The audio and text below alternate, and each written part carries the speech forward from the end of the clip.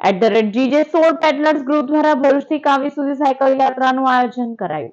Physical ફિટનેસને લઈ લોકોમાં જનજાગૃતિ લાવવાના હેતુસરથી @GJ16 પેડલર્સ ગ્રુપ દ્વારા ભરૂચથી કાવી સુધી સાયકલ યાત્રાનું આયોજન કરવામાં આવ્યું હતું. જે સાયકલ યાત્રાનું ભાજપના નવનિયુક્ત પ્રમુખ પ્રકાશ મોદીના હસ્તે પ્રસ્થાન કરવામાં આવ્યું હતું, જ્યારે ગ્રુપના સભ્યોએ ભાજપના નવનિયુક્ત પ્રમુખ પ્રકાશ મોદીનું સન્માન પણ કર્યું હતું. GJ16 અનેરા અવનવા સાહસો કરે છે. હમણાં જ કિશનભાઈ કીધું એ પ્રમાણે વૃક્ષારોપણ છે, બીજા સામાજિક કામો છે, GJ16 તરફથી કરવામાં આવે છે.